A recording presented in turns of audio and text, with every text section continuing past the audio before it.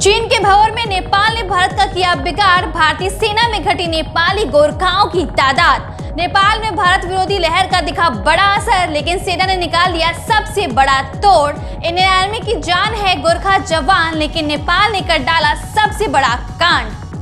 दोस्तों नमस्कार, दिल से न्यूज़ चैनल में आप सभी का स्वागत है। तो चलिए फटाफट से सभी खबरों को जान लेते हैं। दोस्तों नेपाल कुछ वक्त पहले तक चीन की गोद में खेल रहा था, लेकिन नेपाल को शायद ये मालूम नहीं था कि छोटी छोटी आंखों वाले जिनपिंग का दिमाग बहुत तेजी से चलता है। विश्वासघाती कम्युनिस्ट चीन ने नेपाल पर भी बुरी नजर जमा ली है।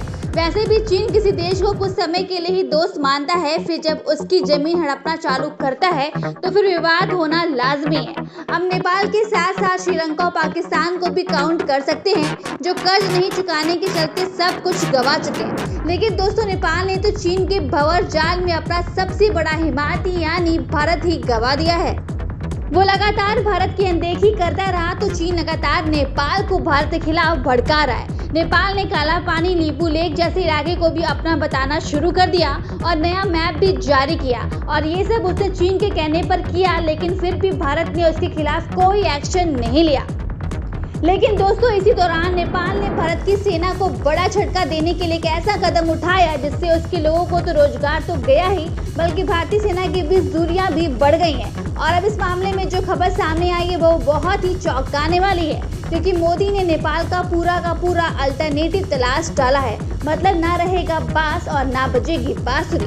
पूरी खबर बताएंगे, साथ ही ये भी बताएंगे कि नेपाल ने भारत की सेना को सबसे बड़ा नुकसान क्या पहुंचाया है, लेकिन अब इसका सबसे बड़ा तोड़ अब सामने भी आ चुका है। लिहाजा दोस्तों वीडियो पर बने रहिएगा। दोस्तों भारत के पूर्व थल सेना अध्यक्ष ने कहा था कि अगर कोई आदमी ये कहता है कि उसे मौत से डर नहीं लगता तो वह झूठ बोल रहा होता है या फिर वो गोरखा है। दोस्तों आपको बता दें कि भारतीय थल सेना के रेजिमेंट में बेहद आक्रामक माने जाने वाले गोरखा रेजिमेंट दुश्मनों के लिए काल है। गोरखा रेजिमेंट में कुछ सैनिक नेपाल के भी होते हैं, लेकिन दोस्तों पिछले साल नेपाल और भारत के बीच नक्शे को लेकर तानातानी चली। नेपाल की ओली सरकार ने भारत के नक्शे को अपने इलाके में दिखाया और फिर संसद में उसे पास भी करा लिया। लेकिन इसी विवाद के बीच तब की नेपाल सरकार के उप प्रधानमंत्री और रक्षा मंत्री ने भारत में रह रहे गोरखाओं को भड़काना शुरू कर दिया। हालांकि नेपाल में अब भारत को सपोर्ट करने वाली सरकार है, लेकिन ओली सरकार ने तब बड़ा खेल कर दिया जब इंडियन आर्मी की 200 साल पुरानी गोरखा रेजिमेंट थी। बहादुर के किस्से दुनिया भर में मशहूर थे। आज़ादी के पहले से लेकर आज़ादी के बाद तक भारतीय रेजिमेंट में नेपाल मूल के और भारतीय मूल के गोरखा ही रहते थे। लेकिन दोस्तों जब नेपालियों की छुट्टी हो रही थी तो आखिर ऐसा क्यों हुआ ये मैं आपको बताऊंगी। लेकिन उससे पहले आपको बताती हूँ कि चीन के लिए गोरखा बहुत ही बड़ा संकट थे और ये सारा खेल उसी के इशारों पर हुआ है। क्यों और कैसे हुआ ये भी आपको बताएंगे। दरअसल दोस्तों नेपाल के पूर्व पीएम ओली की सरकार में चीन के इशारों पर नेपाल और भारत में रहने वाले गोरखाओं को भारतीय सेना के प्रति भड़काना शुरू कर दिया। युद्ध में अपनी बहादुरी और आक्रामकता के लिए पहचाने जाने वाले गोरखा भारतीय सैनिकों में से एक थे। अपनी रेजिमेंट के चलते भारतीय सेना को कई महत्वपूर्ण पदक से नवाजा जा चुका है। दुनिया के सिर्फ 3 देशों में नेपाल, ब्रिटेन, इंडिया के पास ही गोरखा रेजिमेंट है। गोरखाओं का भारतीय सेना में बलिदान और बहादुरी का इतिहास रहा है और सेना की गोरखा रेजिमेंट मुख्य रूप से नेपाल के गोरखा समुदाय के लोगों को ही भर्ती करती है। नेपाल में गोरखा नाम का एक जिला है जो कि हिमालय की तराई में बसा हुआ है। एक छोटा सा गांव है गोरखाली या गोरखा नेपाल के मूल निवासी हैं। इन लोगों को ये नाम 8वीं शताब्दी में मिला था। गोरखा किसी एक जाति के योद्धा नहीं है, बल्कि पहाड़ों में रहने वाले अलग अलग जातियों से हैं।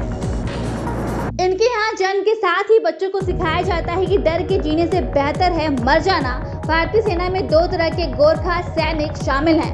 पहला भारतीय नागरिकता प्राप्त गोरखा, दूसरी तरफ के नेपाली गोरखा सैनिकों की भर्ती 1947 में भारत, नेपाल और ब्रिटेन के बीच हुई त्रिपक्षीय संधि के तहत की जाती है। इसी संधि के प्रावधान के अनुसार नेपाली गोरखा भारत और ब्रिटेन की सेना में भी काम कर सकते हैं। भारत में इस समय 80,000 से ज्यादा नेपाली गोरखा सैनिक हैं।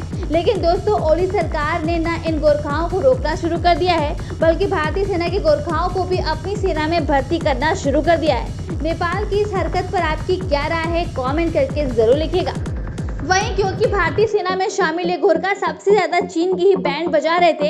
इतना ही नहीं, साल 1947 से 1948 में इंडो पाकिस्तान युद्ध में भारतीय सेना की जीत में गोरखाओं का अहम योगदान था।